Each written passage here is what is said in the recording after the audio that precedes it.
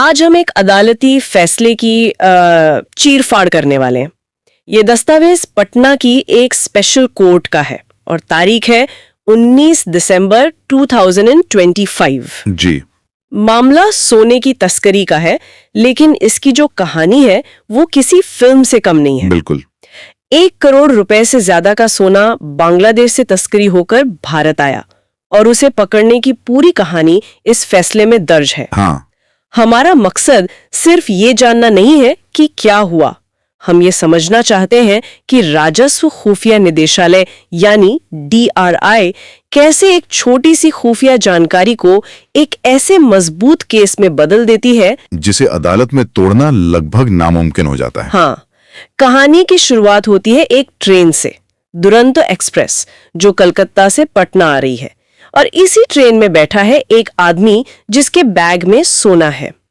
चलिए इसी सीन से शुरू करते हैं। तो तारीख थी 18 अप्रैल 2022। DRI मतलब पटना की जो यूनिट है उसको एक बहुत ही खास टिप मिलती है, एक खुफिया जानकारी। जी।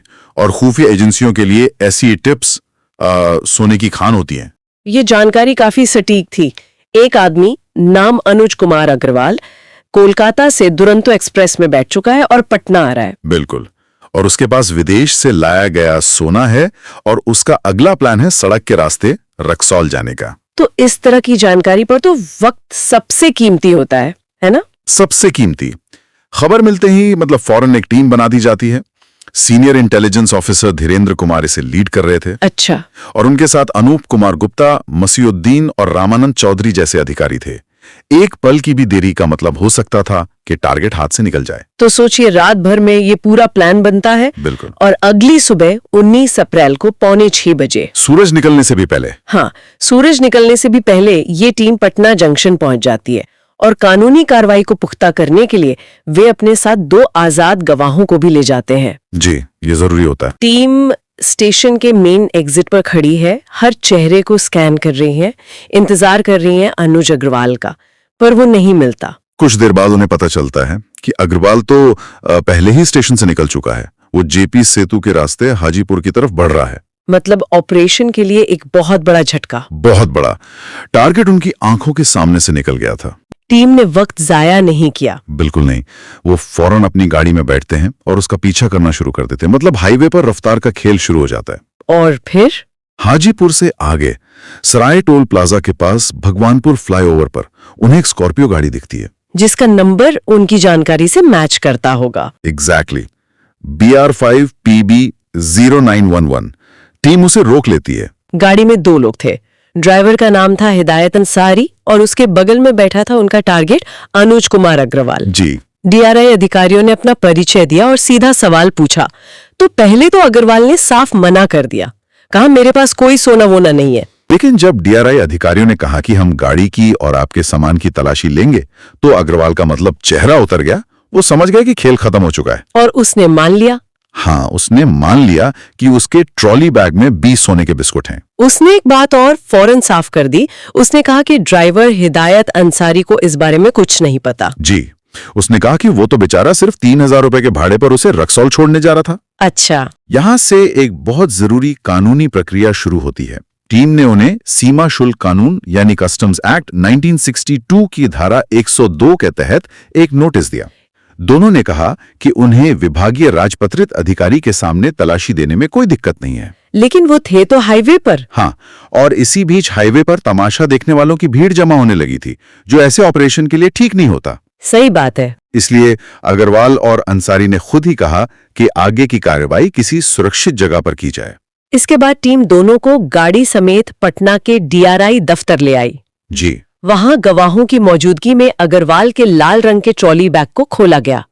कपड़ों के ढेर के नीचे भूरे रंग के टेप में लिपटे हुए 5 पैकेट मिले। और जब उन पैकेट्स को खोला गया तो उनमें से 19 सोने के बिस्कुट और एक छोटा टुकड़ा निकला। इन सब पर विदेशी मार्किंग थी, जो इस बात का पक्का सबूत था कि ये सोना भारत का नहीं बल्कि तस्करी का है। बिल्कुल। अब सवाल था इसकी कीमत का। इसके लिए एक सरकारी मान्यता प्राप्त मूल्यांकन को बुलाया गया। हाँ, जो सोने की शुद्धता और कीमत तय करने का एक्सपर्ट होता है। तो कितना सोना था और कीमत क्या थी? जांच में सोने का कुल वजन निकला 2299.200 ग्राम, यानी लगभग 2 किलो 300 ग्राम। और कीमत? उस दिन के बाजार भाव के हिसाब से इसकी कीमत थी 1,26,15,710 रुपए। सीमा शुल्क अधिनियम की धारा 108 के तहत दर्ज किया गया बयान, वो कबूलनामा। जी। इस बयान में अनुज अग्रवाल ने अपना पूरा जुर्म यानी तस्करी की बात लिखकर कबूल कर ली। अब ये समझना बहुत जरूरी है कि ये बयान पुलिस को दिए गए बयान से अलग क्यों है। हाँ, ये हमेशा सुनने में आता है कि पुलिस के सामने दिया गया बयान अदालत में नहीं टिकता, तो ये बयान अलग कैसे है? देखिए, कानून ये मानता है कि पुलिस जांच के दौरान दबाव या थर्ड डिग्री का इस्तेमाल कर सकती है। हाँ, इसलिए पुलिस को दिए गए कबूलनामे को सबूत नहीं माना जाता। लेकिन सुप्रीम कोर्ट ने कई बार यह साफ किया है कि डीआरआई या कस्टम के अधिकारी पुलिस अधिकारी नहीं है। अच्छा। उनका काम देश के राजस्व की रक्षा करना है।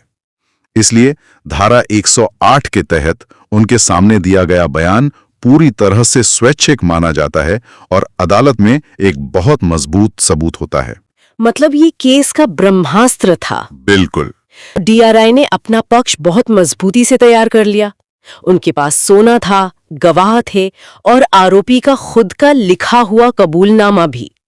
ऐसे में किसी भी वकील के लिए इस केस को चुनौती देना तो बहुत मुश्किल होता। बहुत मुश्किल।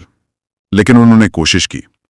जब मामला अदालत पहुंचा तो बचाव पक्ष के वकीलों ने 4 मुख्य दलीलें दी।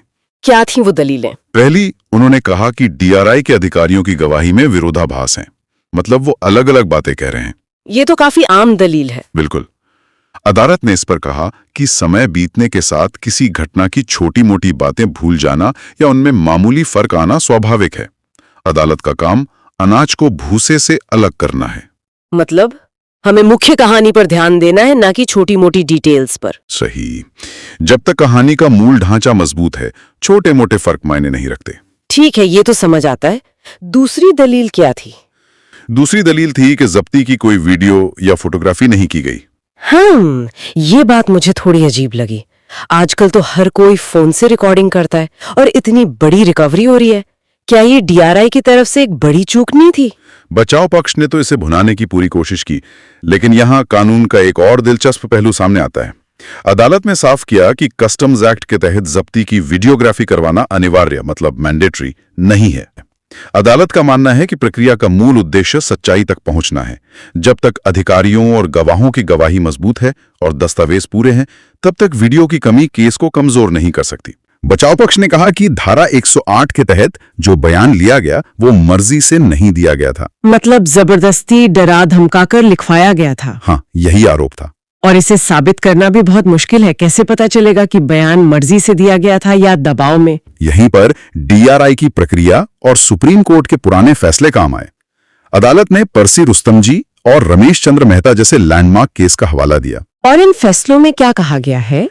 यही स्थापित किया गया है कि क्योंकि कस्टम अधिकारी पुलिस नहीं है, इसलिए उनके सामने दिए गए बयान पर भरोसा किया जा सकता है।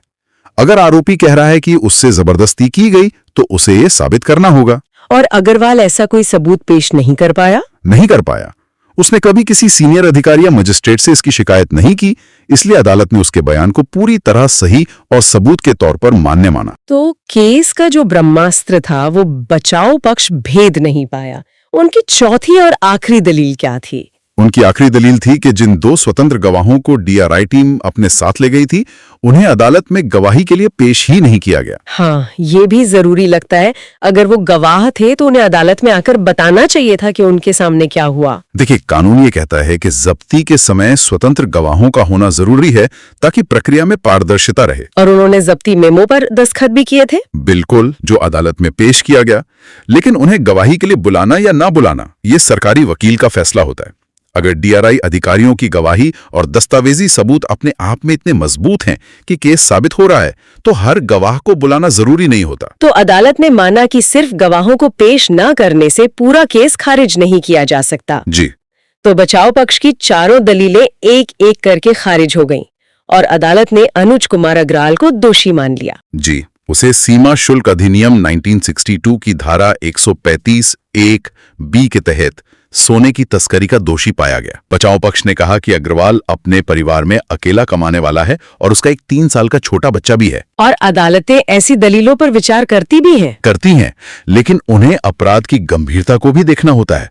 अदालत ने कहा कि सोने की तस्करी सिर्फ एक व्यक्ति का अपराध नहीं है, ये देश की अर्थव्यवस्था पर सीधा हमला है। ये आर्थिक अपराध देश को कमजोर करते हैं। बिल्कुल। तो सजा क्या हुई? इन सब बातों को ध्यान में रखते हुए अदालत ने अनुज कुमार अग्रवाल को 1 साल के कठोर कारावास और 5,000 रुपए जुर्माने की सजा सुनाई। और अगर जुर्माना नहीं दिया तो 2 महीने की अतिरिक्त साधारण जेल की सजा काटनी होगी। तो ये कहानी थी एक खुफिया टिप से शुरू होकर एक सजा पर खत्म होने वाले मामले की। इसमें हमने देखा कि कैसे डीआरआई ने हर कदम पर न सिर्फ ऑपरेशनल स्मार्टनेस दिखाई, बल्कि कानूनी प्रक्रिया का भी इतना सख्ती से पालन किया कि बचाव पक्ष के लिए कोई गुंजाइश ही नहीं बची।